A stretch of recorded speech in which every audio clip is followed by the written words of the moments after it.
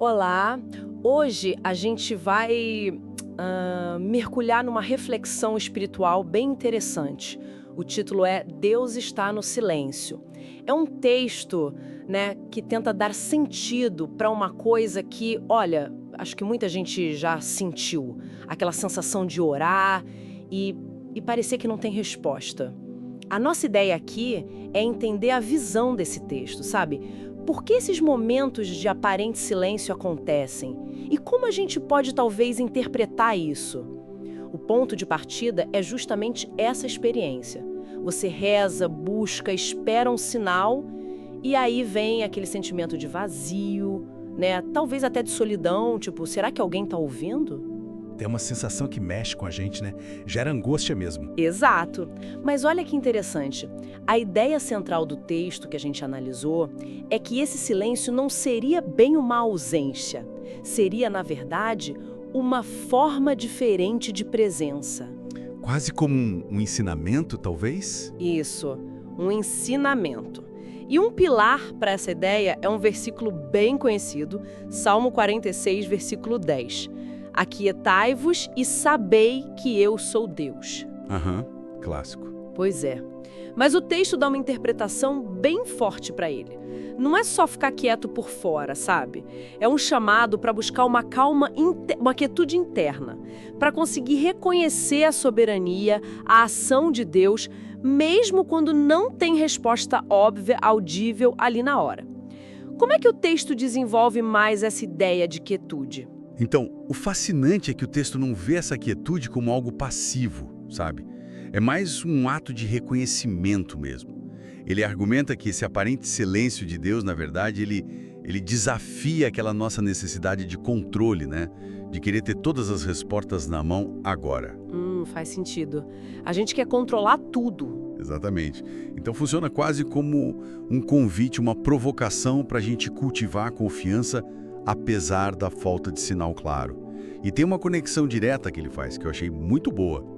Ele sugere que o nosso próprio barulho interno, sabe, a ansiedade, o medo, aquela dúvida que não para, talvez esse barulho seja a verdadeira barreira.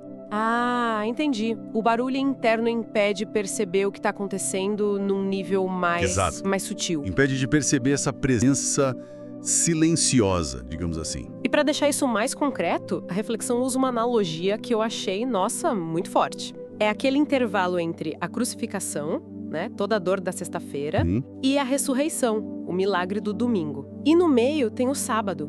O texto chama isso de sábado de alma. Sábado de alma, é uma imagem poderosa mesmo. É, porque toca naquela sensação de estar no limbo, né, esperando. Um lugar bem desconfortável para a maioria das pessoas, eu acho. Sem dúvida. É o tempo da espera, da incerteza total.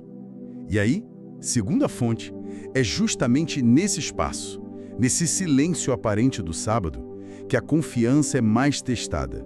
E pode ser fortalecida ali. É a proposta do texto. Que mesmo sem a gente ver nada acontecendo, sem manifestação clara, Deus continuaria agindo. Ali, nos bastidores, sabe? Tecendo algo que só vai se revelar depois. Entendi. Então o silêncio não seria abandono de jeito nenhum. Não. Seria parte de um processo maior, talvez. Um plano que a gente só entende olhando para trás, depois. Isso muda totalmente a perspectiva, né? Não é um vazio, é uma fase. E a confiança, então, não viria apesar do silêncio. Mas seria construída dentro dele. Essa é a linha de raciocínio.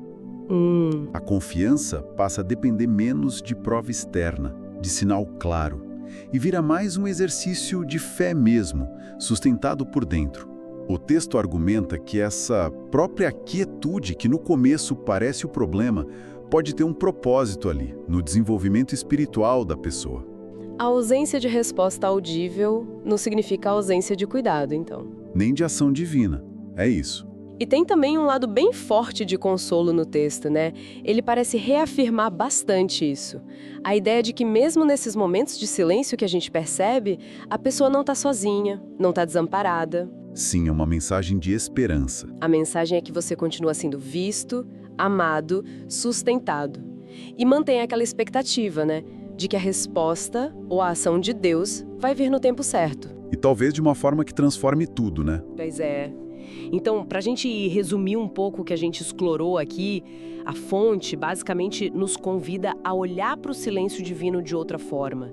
Em vez de ver como um vácuo, uma falha na comunicação, ele é apresentado como um espaço, um terreno fértil, sabe? Um espaço ativo, né? Isso, ativo, para cultivar a quietude interna e principalmente a confiança.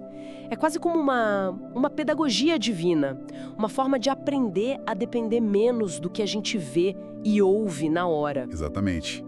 E o pensamento final que essa reflexão meio que deixa no ar, né? É justamente sobre a nossa capacidade de escuta.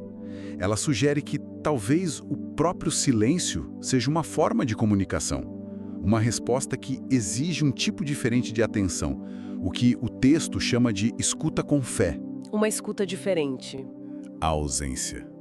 Será que todo silêncio é vazio mesmo? Ou será que alguns silêncios estão cheios de significado, só esperando para serem decifrados de outra maneira?